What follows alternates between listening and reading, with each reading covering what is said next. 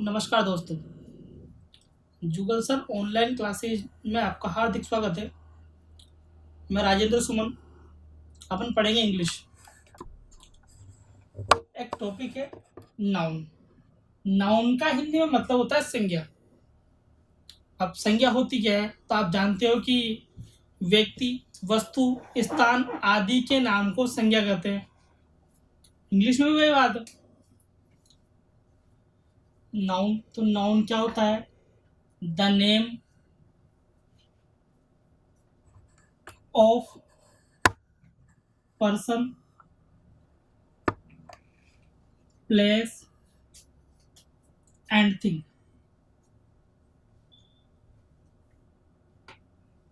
मतलब भाई व्यक्ति, वस्तु और स्थान। ये स्थान और ये वस्तु, व्यक्ति, वस्तु, स्थान, तीनों का जो नाम होगा, तीनों का जो नाम होगा उसे कहेंगे नाउन। जैसे अपन ने पढ़ा कि हिंदी में नाउन जो होते हैं, या हिंदी में संज्ञा जो होती है वो 5 तरह की होती है। तो अंग्रेजी में 5 तरह की होगी। यानी कि नाउन जो होता है वो 5 तरह का होता है।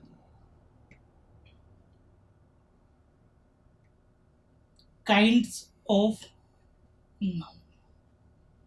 काइंड्स का मतलब होता है प्रकार। नाउन जो है 5 प्रकार का होता है। सबसे पहला है प्रॉपर नाउन।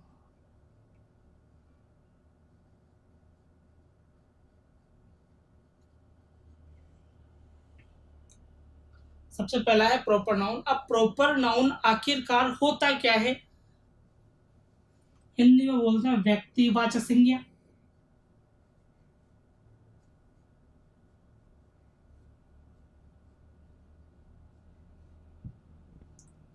अब याद रखने के बहुत सारे तरीके हैं। अब अपन एक तरीके से इसको आसानी से याद रख सकते हैं कि इस दुनिया में कोई सी भी चीज हो, इस दुनिया में कोई सी भी चीज हो, अगर आपने उसको नाम दे दिया तो वो प्रॉपर नाउन है, यानी कि वो व्यक्तिवाचक संज्ञा है। बात लिखी अपन ने या बात बोली, किसी भी वस्तु को नाम दे दिया हो या किसी भी वस्तु का नामकरण हो गया हो, यही बोल दो शॉर्ट में कि जिसका जिसका नामकरण हो गया हो, मतलब जिसको आपने नाम दे दिया वो प्रॉपर नाउन है। यानी कि जैसे लड़का था, लड़के को मैंने बोल दिया रवि, प्रॉपर नाउन हो गया। लड़की है, लड़की को मैंने बोल दिया पल्लवी, प्रॉपर नाउन हो गया। पर्वत था, पर्वत को बोल दिया मैंने हिमालयास। नदी थी, नदी को मैंने बोल दिया गंगा। आपको बात समझ में आ गई होगी कि इस दुनिया में कोई सी भी चीज हो, अगर उसको आपने नाम दे दिया, यानी जिसका क्या हो गया, नामकरण हो गया हो, तो वो जो होगा वो प्रॉपर नाउन कहलाएगा। अपन समझे कि नाउन होता है संज्ञा। नाउन का मतलब होता है किसी व्यक्ति, वस्तु, स्थान का नाम। मतलब ये हुआ कि कोई पर्सन है, प्लेस है और थिंग है, अगर उसका नाम जो है वो प्रॉपर नाउन कहलाएगा। अपन ने समझा कि नाउन जो है 5 तरह का होता है। सबसे पहला लिखा प्रॉपर नाउन। प्रॉपर नाउन का मतलब व्यक्तिवाचक संज्ञा। मतलब ये हुआ कि किसी भी व्यक्ति को, वस्तु को, स्थान को अपन ने नाम दे दिया। जैसे मान लो सिटी था, सिटी को कोटा बोल दिया। अगर किसी चीज का नामकरण हो गया तो प्रॉपर नाउन होगा, नामकरण नहीं हुआ तो दूसरी बात ये भी हो गई कॉमन नाउन।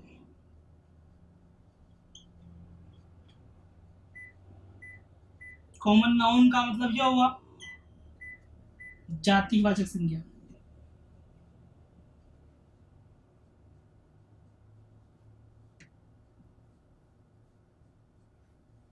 अब जातिवाचक संज्ञा क्या होती है? इसका बिल्कुल ऑपोजिट। ऑपोजिट क्या हुआ? जिसका नामकरण न हुआ हो।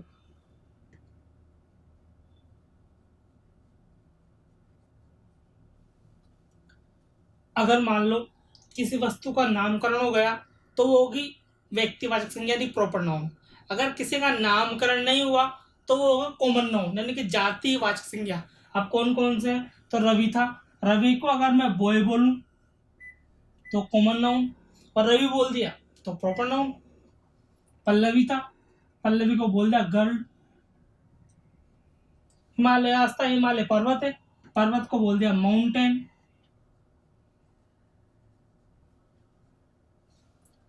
गंगा नदी है, नदी को बोल दिया रिवर। और कोटा सिटी है, कोटा को बोल दिया सिटी। आपने बात समझ ली होगी कि नाउन जो है 5 तरह के होते हैं। 2 क्लियर हो गए। क्या क्लियर हुई? अगर नामकरण हो गया तो प्रॉपर नाउन है, अगर नामकरण नहीं हुआ तो वो कॉमन नाउन है। आप चाहें इसका स्क्रीनशॉट ले सकते हैं, चाहे तो आप इसको लिख सकते हैं। लिखिए दोस्तों, जितना हो सके जितना चैनल को सब्सक्राइब करें और वीडियो को लाइक करें। Thank you. मेरे हिसाब से आपने लिख लिया होगा। आगे देखते हैं।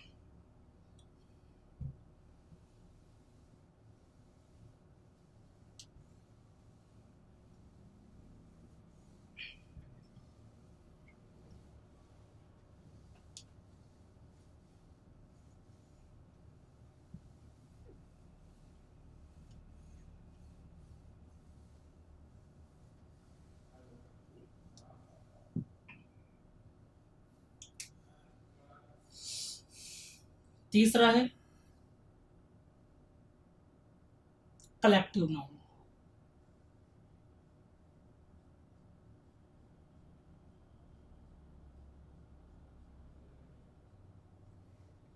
कलेक्टिव नाउन का मतलब होता है समूहवाचक।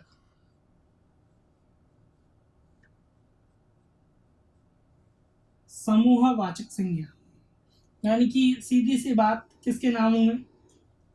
ग्रुप्स के नाम होंगे। समूह के नाम आएंगे, ग्रुप्स के नाम होंगे, और ग्रुप्स के नाम जो होंगे वो कहलाएंगे समूहवाचक संज्ञा यानी कि प्रॉपर नाउन।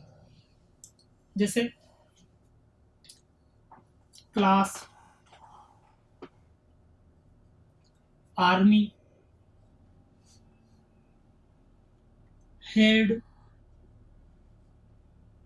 आप जानते हैं हेड का मतलब क्या होता है? हेड होता है भेड़ों का झुंड।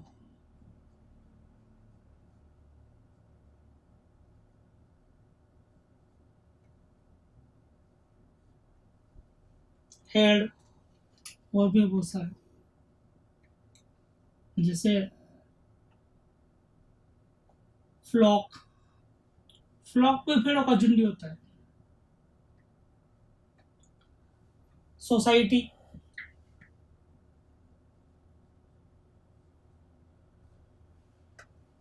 ये सब कहलाएंगे कलेक्टिव नाउन यानी कि समूह के नाम।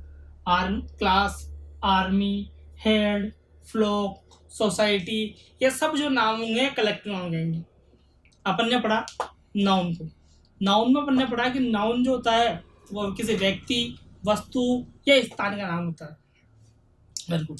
फिर अपन ने पढ़ा कि नाउन जो है 5 तरह का होता है। सबसे पहले नाउन पढ़ा प्रॉपर नाउन। प्रॉपर नाउन में अपन ने पढ़ा कि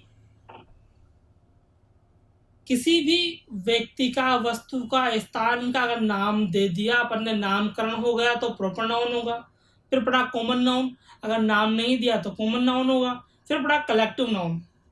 कलेक्टिव नाउन में पढ़ा कि मतलब होता है समूहवाचक संज्ञा यानी कि ग्रुप्स के नाम, समूह के नाम।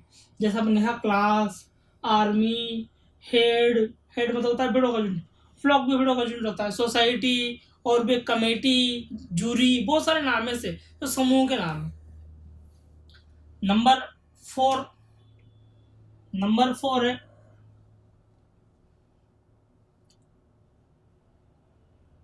Material noun.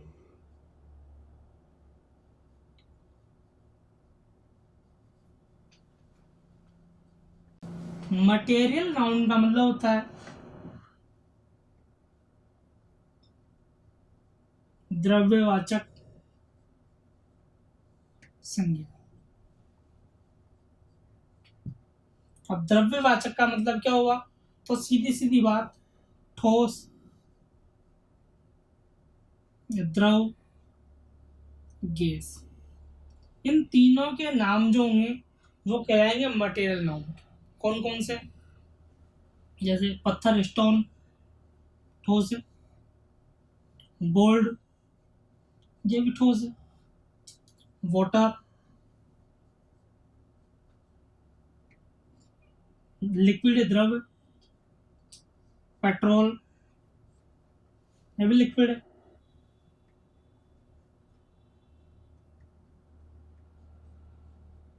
Oxygen, CNG, nitrogen, helium, argon, जितने भी गैसें हैं, ठोस, द्रव, गैस, तीनों के नाम जो होंगे वो कहलाएंगे मटेरियल नाउन। 4 प्रकार के नाउन कंप्लीट। पहले पढ़ा प्रॉपर नाउन, नामकरण हो गया। दूसरा पढ़ा कॉमन नाउन, मतलब नामकरण नहीं हुआ। तीसरा पढ़ा अपन ने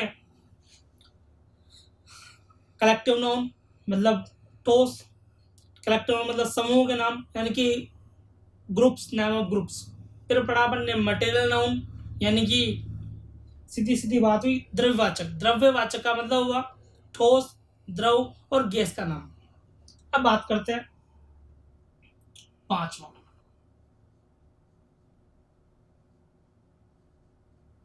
एब्स्ट्रैक्ट नाउन।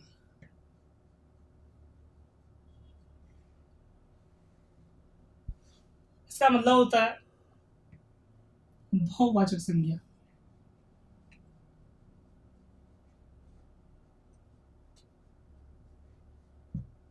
बहुवाचक संज्ञा का मतलब हुआ भावना, पर भावना न लेकर अपन यूं समझे कि एक तो भावना हो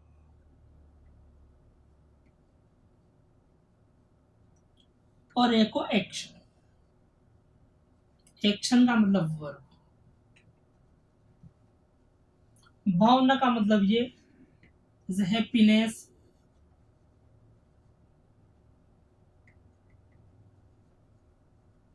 काइंडनेस,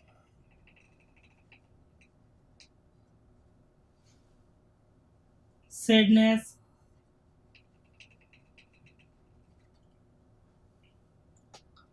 और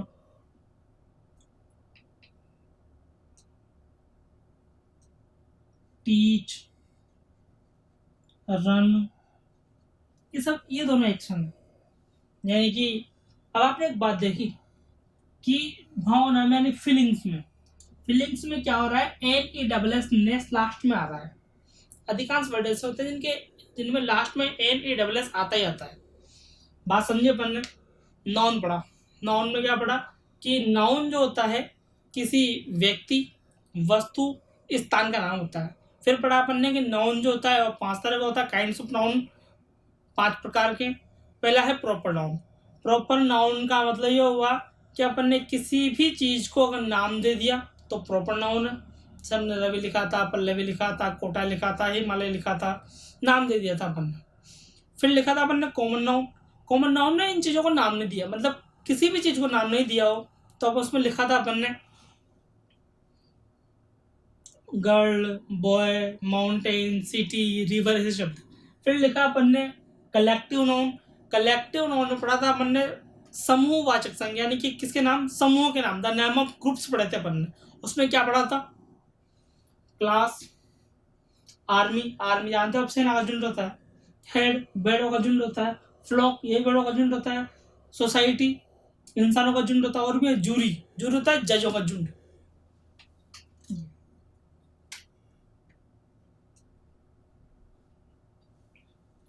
फिर पढ़ा अपन ने मटेरियल नाउन। मटेरियल नाउन का मतलब होता है द्रव्यवाचक संज्ञा। इसमें पढ़ा अपन ने कि ठोस, द्रव और गैस, इन तीनों के जो नाम होंगे वो मटेरियल नाउन कहलाएंगे। जैसे स्टोन, पत्थर, गोल्ड, सोना, दोनों ठोस है, वाटर, पानी, पेट्रोल, दोनों जो है लिक्विड यानी द्रव है, और भी डीजल बोल सकते हैं अपन, इसको जूस बोल सकते हैं, मिल्क, ये सब द्रव है। ऑक्सीजन गैस है, नाइट्रोजन गैस है, सीएनजी गैस है। ये जो चीजें होती है मटेरियल नाउन के अंदर आती है, यानी कि द्रव्यवाचक के अंदर आती है। फिर पढ़ा आपने एब्स्ट्रैक्ट नाउन। एब्स्ट्रैक्ट नाउन का मतलब पढ़ा भाववाचक संज्ञा। इसमें पढ़ा अपन ने कि भावनाओं के नाम, यानी कि फीलिंग्स के नाम और एक्शन के नाम। एक्शन कोई सी वर्ब हो सकती है, काइंडनेस, हैप्पीनेस, सैडनेस, नेस आ रहा है इनमें, इनके मतलब जिसमें नेस आता है वो जो वर्ड होते हैं वो वर्ड फीलिंग्स कहलाते हैं। फिर आया अपना टीच, रन, ये एक्शन है। आप चाहें तो लिख सकते हैं, लिखिए, चाहे तो स्क्रीनशॉट ले सकते हैं। मेरे हिसाब से आपने लिख ही लिया होगा। चलिए, अपन ने पढ़ा था नाउन। नाउन पढ़कर अपन ने ये जानना है कि नाउन होता क्या है, किसी व्यक्ति, वस्तु, स्थान। नाउन होता है। नाउन के पांच तरीके पढ़े थे अपन ने।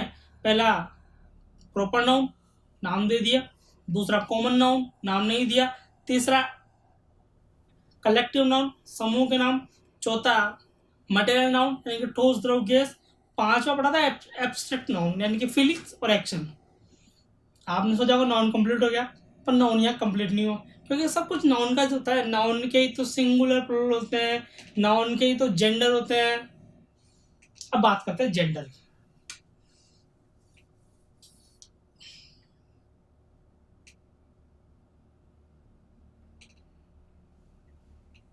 जेंडर, जेंडर किसके होते हैं? कि जेंडर जो होते हैं, जेंडर भी किसके होते हैं?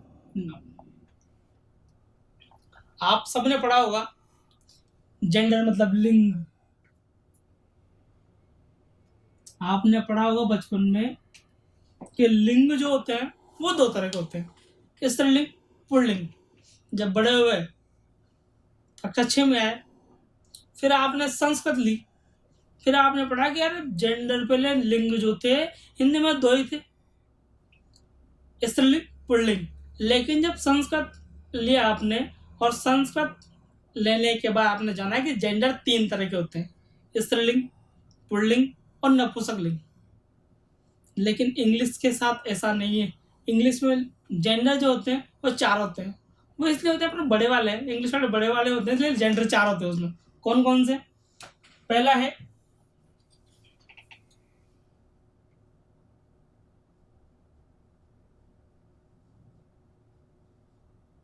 Masculine gender. बात कर रहे हैं नाउन की, नाउन के ही अपन जेंडर पढ़ रहे हैं। क्या पढ़ रहे हैं कि जेंडर जो होते हैं कुल मिला के चार तरह के होते हैं। पहला होता है मस्कुलाइन जेंडर। मस्कुलाइन जेंडर मतलब ये हुआ कि जो क्या शो करे, मेल सेक्स को शुरू करे, शो करे या दर्शाए। जो मेल सेक्स को दर्शाता है वो मस्कुलाइन जेंडर होता है। अब मेल सेक्स क्या होता है? तो मेल सेक्स होता है पुल्लिंग। जो मेल सेक्स को दर्शाता है, यानी कि जो पुल्लिंग को दर्शाता है, वो होता है मस्कुलाइन जेंडर। जैसे सुनील, राकेश, बॉय, फादर,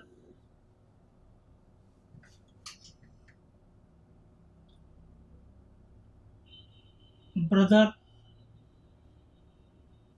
ये सब मेरे हिसाब से मेल सेक्स की, देखिए वो सब पुल्लिंग है। पुल्लिंग का मतलब हुआ कि जो मेल सेक्स दर्शाते हैं वो सब मस्कुलाइन जेंडर कहलाते हैं। दूसरा होता है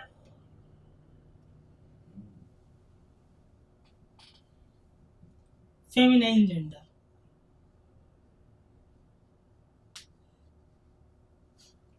फेमिनाइन जेंडर का मतलब होता है फीमेल सेक्स।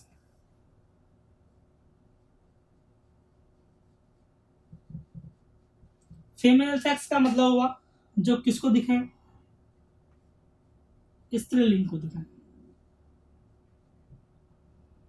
जो स्त्रीलिंग को दिखाते हैं वो फेमिनाइन जेंडर होता है। जैसे राधा, सीमा, गर्ल, मदर और सिस्टर। वेरी गुड, समझ में आई होगा मेरे हिसाब से। अपन ने ये समझा कि नाउन पढ़ रहे थे अपन, नाउन में समझा कि नाउन जो होता है किसी व्यक्ति, वस्तु, स्थान का नाम होता है। फिर अपन ने देखा कि नाउन के 5 प्रकार प्रकार थे। प्रॉपर, कॉमन, कॉमन के बाद कलेक्टिव, मटेरियल, एब्स्ट्रैक्ट। फिर बाद में अपन ने पढ़ा कि नाउन के तो जेंडर भी होते हैं। जेंडर कितने होते हैं? तो हिंदी में थे जेंडर 2, संस्कृत में हो गए 3 और अंग्रेजी में होते हैं 4। 4 जेंडर होते हैं। पहला पढ़ा अपन ने मस्कुलाइन जेंडर, यानी कि पुल्लिंग। पुल्लिंग का मतलब हुआ जो मेल सेक्स को दर्शाता है, यानी कि पुरुषवाचक जो होता है। दूसरा अपन ने पढ़ा फेमिनाइन जेंडर। फेमिनाइन जेंडर का मतलब होता है फीमेल सेक्स, यानी कि जो दिखा है इसे लिंग को दर्शाया। ठीक, तीसरा पढ़ते हैं common gender.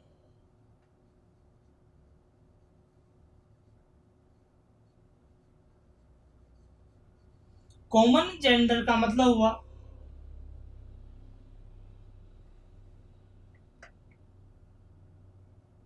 Male and female sex.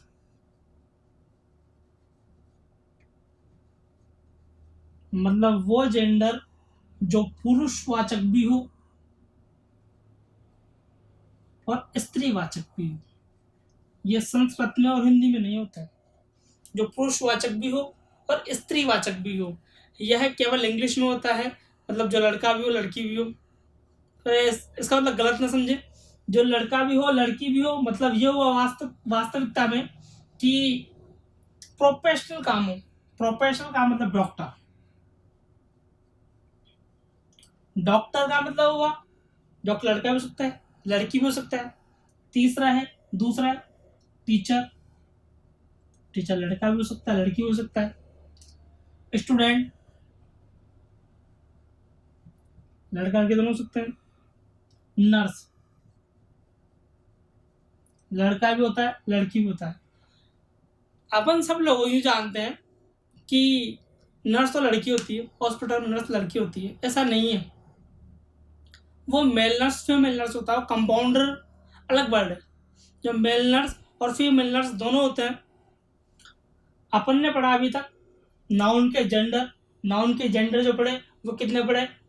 3, masculine gender, feminine gender और कॉमन जेंडर। मस्कुलाइन जेंडर का मतलब होता है पुल्लिंग, father, brother, Ravi, Sunil, Rakesh, boy सभी। फिर पढ़ा अपन ने फेमिनाइन जेंडर की फीमेल सेक्स को दर्शाता है वो, यानी कि Radha, Seema, girl, mother, sister. फिर पढ़ा अपन ने कॉमन जेंडर। कॉमन जेंडर में पढ़ा अपन ने वह नाम जिसमें मेल सेक्स भी शो होता हो और फीमेल सेक्स भी शो होता हो। यानी कि डॉक्टर भी हो सकता है, टीचर भी हो सकता है, स्टूडेंट भी हो सकता है, नर्स भी हो सकता है, और भी इंजीनियर है, वर्कर है। ये चीजें ऐसी है जो मेल भी हो सकता है और फीमेल भी हो सकते हैं। ये जेंडर हिंदी और संस्कृत में नहीं होता है। आप चाहें तो लिखें, चाहे तो स्क्रीनशॉट ले सकते हैं। दोस्तों, जितना हो सके उतना इस चैनल को सब्सक्राइब करें और वीडियो को लाइक करें। मेरे हिसाब से आपने लिख लिया होगा, मिटाता हूँ।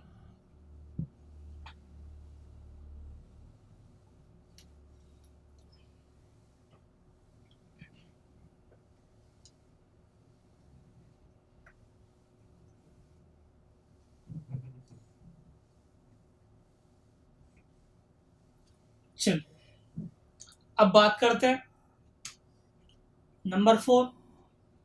नंबर 4 है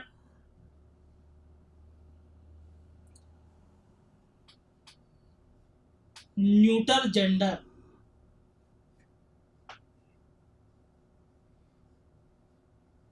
न्यूटर जेंडर का मतलब हुआ न्यूट्रल, मतलब non living things. Non living things. Non living things का मतलब हुआ निर्जीव वस्तुएं।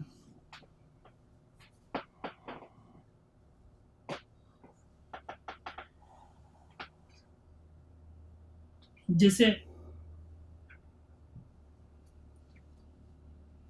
बुक, पेन, टेबल, चेयर, ये सभी जो है ये नॉन लिविंग थिंग्स कहलाती है। बुक, पेन, टेबल, चेयर सब नॉन लिविंग थिंग्स कहलाती है। अपन ने जेंडर पढ़े, पहले पढ़े अपन ने नाउन। नाउन के पढ़े थे 5 प्रकार। कौन कौन से? Proper noun, common noun, collective noun, material noun, abstract noun. 5 प्रकार पढ़ने के बाद मैंने कहा कि नाउन जो होते हैं वो सिंगुलर भी होगा, प्लूरल भी होगा। नाउन जो होगा उसके जेंडर भी होंगे। जेंडर कौन कौन से होंगे? तो अपन ने 4 तरह के जेंडर पढ़े। एक पढ़ा मस्कुलाइन जेंडर यानी कि जो मेल सेक्स को दर्शाए। दूसरा पढ़ा फेमिनाइन जेंडर यानी कि जो फीमेल सेक्स को यानी कि स्त्रीलिंग को दर्शाए। तीसरा पढ़ा अपन ने कॉमन जेंडर। कॉमन जेंडर पढ़ा अपन ने कि वह शब्द जिससे स्त्रीवाचक भी शो होता हो, पुरुषवाचक भी शो होता है, यानी कि जो मेल सेक्स और फीमेल सेक्स दोनों को दर्शाता है। चौथा पढ़ा अपन ने न्यूटर जेंडर यानी कि नॉन लिविंग थिंग्स को दर्शाने वाले शब्द, यानी कि नॉन लिविंग थिंग्स का मतलब हुआ निर्जीव वस्तुओं को दर्शाने वाले शब्द। ये कंप्लीट हुए नाउन के, ये कंप्लीट हुए नाउन के जेंडर।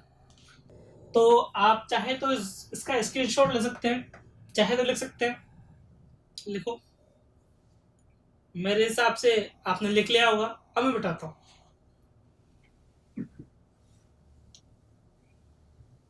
Very good. आपने पढ़ा अभी तक जेंडर के प्रकार और नाउन के प्रकार। मैंने कहा आपसे कि नाउन के जेंडर भी होते हैं, नाउन के सिंगुलर प्लूरल भी होते हैं, नाउन काउंटेबल भी होता है, नाउन अनकाउंटेबल भी होता है। तो देखते हैं, बात करते हैं नाउन की। नाउन जो होता है वो 2 तरह का होता है। कौन कौन सा? एक तो होता है काउंटेबल नाउन, एक होता है अनकाउंटेबल नाउन।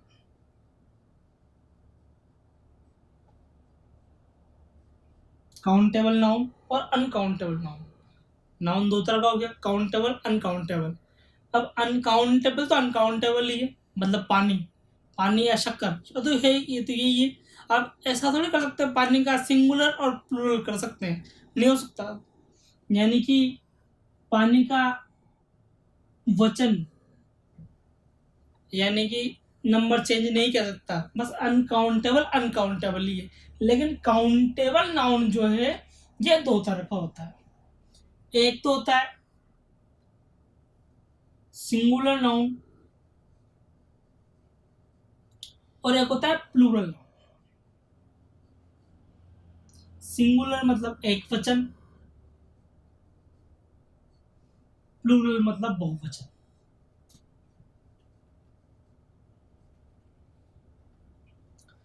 अपन ने पढ़ा है नाउन जो होते हैं वो 2 तरह के होते हैं, काउंटेबल, अनकाउंटेबल। काउंटेबल का मतलब हुआ जिनको गिन सकते हैं, अनकाउंटेबल का मतलब हुआ जिनको नहीं गिन सकते, मतलब गणना करने योग्य, गणना करने योग्य। और ये जो होते हैं गणना करने योग्य नहीं होते, यानी कि पानी, दूध। अब ये अनकाउंटेबल है तो ये अनकाउंटेबल ही रहेंगे, इनका सिंगुलर और प्लूरल नहीं हो सकता। लेकिन जो काउंटेबल नाउन है जो गिन सकते हैं, उनका सिंगुलर भी होगा और उनका प्लूरल भी होगा, यानी कि एक वचन भी होगा और बहुवचन भी होगा। अब आपको एक वचन और बहुवचन में अंतर कैसे निकालते हैं या यूज कैसे करते हैं, बनाते कैसे हैं, ये देखते हैं अपन। आप चाहो तो लिख लो, इसको उतार लिया होगा मेरे हिसाब से। मिटाते हैं इसको।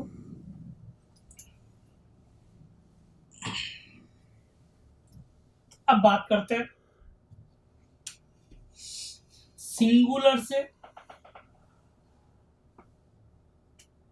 प्लूरल आखिर बनाया कैसे जाए, इसके रूल पढ़ते हैं। किसी भी चीज को या किसी भी नाउन को सिंगुलर से प्लूरल आखिर बनाया कैसे जाए, इसकी बात करते हैं। तो सबसे पहले रूल है,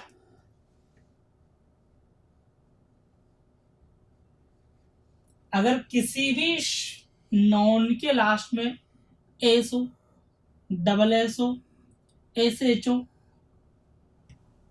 सी एच ओ, एक्स ओ या फिर हो ओ, अगर किसी भी वर्ड के लास्ट में एस हो, डबल एस हो, S H O, C H O, X हो या ओ हो, और इनको अपने को सिंगुलर से प्लूरल करना हो तो कुछ नहीं करना है, इसके बाद में ईएस लगा देते हैं। जैसे क्लास, क्लास का बन जाएगा क्लासेज, क्योंकि डबल एस आ गया। ग्लास, ग्लास का बन जाएगा ग्लासेज। बस, एस आ गया, यानी कि बसेज। बुश, एस एच आ गया, बुशेज। ब्रांच, सी एच आ गया, सी एच आ गया तो यस लगा दो, B R A N C H E S, branches. Watch, watch मतलब सी एच आ गया, इसमें भी क्या लग जाएगा, वॉचेज बन जाएगा। बॉक्स, बॉक्स का बॉक्सेज क्योंकि एक्स आ रहा है। मैंगो, ये बन जाएगा मैंगोस।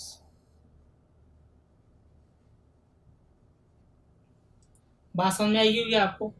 अपन ने जब एस आया, डबल एस आया, एस एच आया, सी एच आया, एक्स आया या ओ आया, तो अपन ने सबके पीछे क्या लगा दिया, ईएस लगा दिया। और ईएस लगाने से ये क्या बन गए, सिंगुलर से प्लूरल बन गए। लेकिन मित्रों, इनके भी अपवाद होते हैं। अपवाद को इंग्लिश में बोलते हैं exception, E X C E X C E P T I O N, exception. Exception का मतलब होता है अपवाद। इनके भी कुछ अपवाद होते हैं। जैसे अपन ने एक्स लगाने से एक्स में ईएस लगाया था, लेकिन कुछ वर्ड भी ऐसे हैं, जैसे ऑक्स, ऑक्स में ईएस नहीं लगता, ऑक्स का बन जाता है ऑक्सन। हीरो या जीरो, अब जीरो में ओ आ रहा है लेकिन ईएस लगाना, इसमें लगेगा एस, जीरो। इनके कुछ अपवाद भी हैं।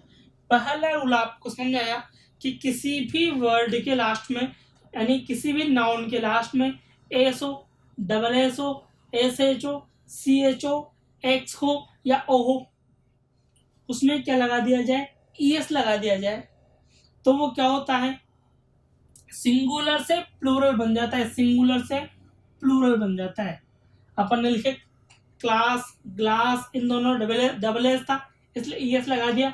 बस में एस था इसलिए ईएस लगाया। बुश में एस एस था इसलिए ईएस लगाया। ब्रांच में सी एस था इसलिए ईएस लगाया। वॉच में भी सी एस था इसलिए ईएस लगाया। और ऑक्स, बॉक्स, बॉक्स में एक्स था इसलिए ईएस लगाया।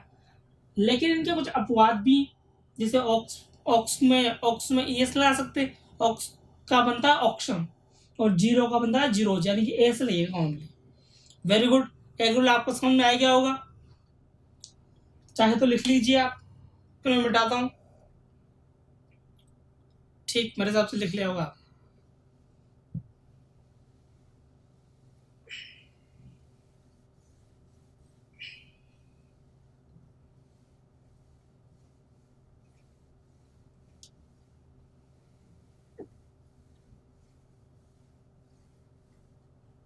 आगे देखिए, एक रूल कंप्लीट हुआ था, अब दूसरा रूल देखते हैं। रूल नंबर सेकंड देखते हैं। अगर किसी भी वर्ड के लास्ट में या तो हो एफ या हो ईएफ, ईएफ या एफ, इन दोनों में से कोई भी एक हो, तो एफ या ईएफ इन दोनों को हटाना है और दोनों की जगह लगाना है अपने को वीईएस। कैसे? जैसे आया THIEF, थीप, क्या आ रहा है? EF नहीं, सॉरी ये है FE।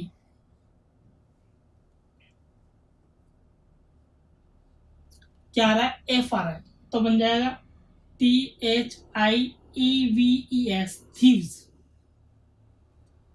और देखो KNIFE, नाइफ, यहाँ F था, यहाँ आया EF, यहाँ F था, यहाँ आया EF, तो बन जाएगा ये KNIVES, न्यूज। और देखो वाइफ,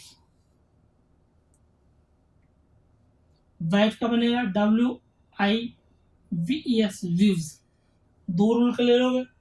एक रूल था ASO, SSO, SHO, CHO, XO या OHO, इनमें से कोई भी एक हो तो उसमें क्या लगाते हैं? ES लगाते हैं। ES लगाने से क्या होता है? ES लगाने से क्या होता है? वीडियो नाउन सिंगुलर से प्लूरल बन जाता है। एक रूल पढ़ा पढ़ने, अगर किसी भी वर्ड के लास्ट में या नाउन के लास्ट में एफ हो या FE हो तो उसे हटाकर VES लगाने से नाउन सिंगुलर से प्लूरल हो जाता है। दो रूल क्लियर हो गए। आप चाहे तो लिख सकते हैं, लिखिए। वीडियो को लाइक करें और चैनल को सब्सक्राइब करें। Thank you.